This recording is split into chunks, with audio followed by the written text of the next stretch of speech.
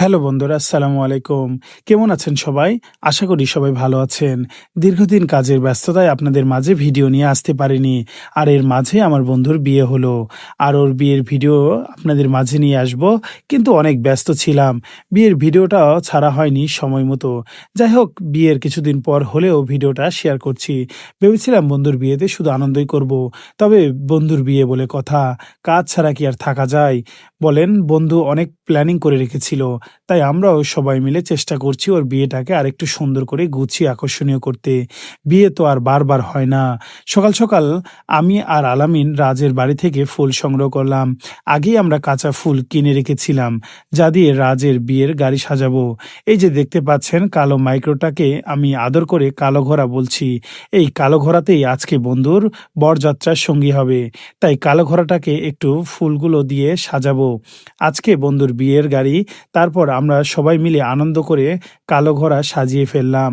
গাড়িতে আমরা যার যেখানে মন চাচ্ছিল ফুলগুলো লাগিয়ে গাড়িটাকে সাজিয়ে ফেললাম। তো গাড়িটা কেমন লাগছে সবাই একটু কমেন্টে জানাবেন। তারপর মনে পড়লো বন্ধুর বাসর ঘরও তো সাজাতে হবে। আবার তড়িঘড়ি করে ওর বাড়ির দিকে রওনা দিলাম। প্রচণ্ড রোদ, ক্লান্তি আসলেও বন্ধুর কথা ভেবে কাজ করে গেছি। যা রজনীগন্ধা, গাঁদা, গোলাপ সব সংগ্রহ করে আমাদের প্ল্যান অনুযায়ী কাঁচা ফুল দিয়ে বাসর ঘর সাজাতে লাগলাম।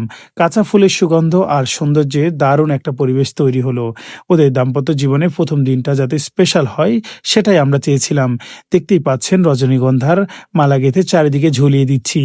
এরই মধ্যে দেখি সময় হয়ে গেছে, 12:30 প্রায় বেজে গেছে। আমরা সবাই আবার বরযাত্রার সঙ্গী হব, তাই তড়িঘড়ি করে কাজ ফেলে রেখেই চলে যাচ্ছি। তাড়াতাড়ি বাড়িতে গিয়ে গোসল করে ফ্রেশ হয়ে আবার চলে আসলাম।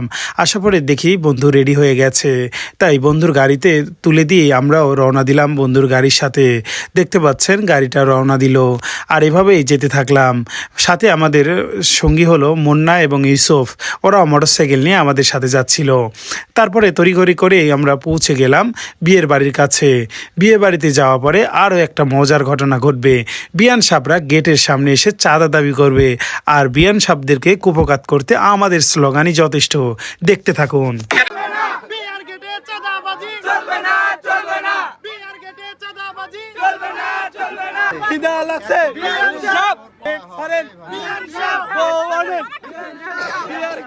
লিপস্টিক পরা বিয়ান সাহেব, মেকআপ পরা বিয়ান সাহেব, শাড়ি পরা বিয়ান সাহেব, মিষ্টি হাতে বিয়ান সাহেব, শরবত হাতে বিয়ান সাহেব, খিদা লাগছে বিয়ান সাহেব, ছাড়েন ছাড়েন বিয়ান সাহেব, আরো জোরে জোরছে বলো বিয়ান সাহেব। মানতে হবে, মানতে হবে, না না মানবো না, মানতে হবে, মানতে হবে, মানবো না, মানবো না। বিয়ার গেটে চাঁদাবাজি চলবে না, চলবে না। বিয়ার গেটে চাঁদাবাজি চলবে না, চলবে না। বিয়ের গেটে আনুষ্ঠানিকতা সম্পন্ন করে আমরা সবাই খেতে বসলাম। এর মাঝেই বন্ধুর বিয়ে পড়ানো শুরু হলো। আপনি কি এই বিয়েতে রাজি? আপনি কি এই বিয়েতে রাজি? মা, আপনি কি এই বিয়েতে রাজি হয়েছেন? কে বিবাহতে রাজি আছো?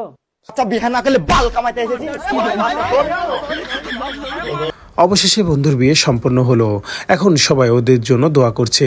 ওদের বিয়েটি ইসলামী শরীয়ত মতে সম্পন্ন হয়েছে, তাই সবাই ওদের জন্য দোয়া করবেন। আর এর মাঝেই আমরা খাওয়া দাওয়া করে তড়িঘড়ি করে আমি আর আলামিন বেরিয়ে পড়েছি। এরই মাঝে ওর শ্বশুরবাড়ির কাছেই শাহগলা স্টেশন আছে, যেখানে চা বিখ্যাত। আপনাদের আগের ভিডিওতে দেখিয়েছি।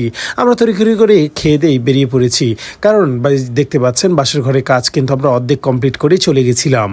তাই আমরা তড়িঘড়ি করে চলে আসছি। দেখতে পাচ্ছেন তড়িঘড়ি করে আসার জন্য আলামিন টায়ার্ড হয়ে বিছনাতে লেটে পুটে পড়ে গেছে।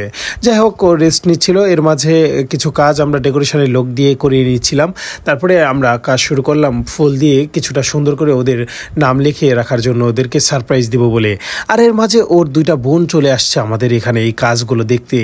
আর এই দুই পেতনি আসার পর থেকে আমাদের কাজের গতি কমে গেছে, আমাদের মনোযোগ হারিয়ে গেছে। দুই পেতনি আমাদেরকে অনেক জ্বালিয়েছে। অনেক জ্বালানোর পরে এটা করছে ওটা করছে, এটা ভুল ওটা ভুল, এই সেই।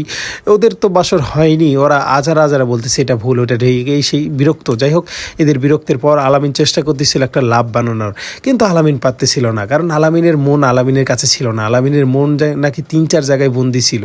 এই জন্য আলামিনের হাট যতবারই বানাইতে লাগে ততবারই এলোমেলো ভাঙ্গা চূড়া হয়ে যায়। তো চেষ্টা করে অবশেষেও হয়তো সফল হবে আমরা আশা করছিলাম। তবে কিন্তু শেষ পর্যন্ত ওর লাভ দেখতেই পাচ্ছেন, বিচ্ছিরি ব্যাড হকা। ঠিক ঠিক আছে, যাকে বলে বাংলায়। তো আলামিন পারলো না, অবশেষে আমরা সেটাকে কমপ্লিট করেছিলাম। আর এইভাবেই দেখতে পাচ্ছেন এই যে ফুলগুলো, এই ফুলগুলো দিয়ে আমরা এইভাবে মেঝেতে ছিটিয়ে দিচ্ছি যেন ওরা ঘরে ঢোকা থেকে শুরু করে ফুলের উপর দিয়েই যেন আসতে পারে। আর আপনাদেরকে দেখাচ্ছি যে এই বেডটি আমরা কিভাবে সাজিয়েছি, কি লিখেছি, আরতে রাজ ইস্তে সুখী। তো ওদের দুজনের নাম আমরা এখানে লিয়ে করেছি। আর চারিদিকে রজনীগন্ধা এবং গাঁদা ফুল দিয়ে এবং সাইডে কিছু ইমিটেশন বা লিয়া ফুল দিয়ে, তো আর্টিফিশিয়াল ফুল ছিল, সেগুলো দিয়ে আমরা সাজিয়েছি, দেখতে পাচ্ছেন। আর বাসর ঘরটি অবশ্যই জানাবেন যে কেমন হয়েছে। বাসর ঘরটি সুন্দর হলে একটু অবশ্যই কমেন্ট করে যাবেন যে বাসর ঘরটি কেমন হয়েছে। আমরা চেষ্টা করেছি আমাদের সাধ্যমতো এবং আমাদের চোখের সৌন্দর্য অনুযায়ী। আসলে আমরা কেউ প্রফেশনাল ছিলাম না আমাদের জায়গা থেকে।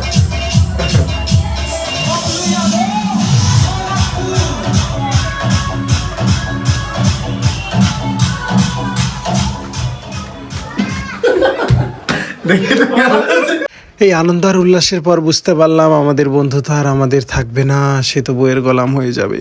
তাই আমরা শোকে পাথর হয়ে গেছি। আমরা তাই বাসর ঘরে মৃতদেহের মতো পড়ে আছি। আরে লে রে ভাই, আমি কাহিনী করছি, টাকা নে।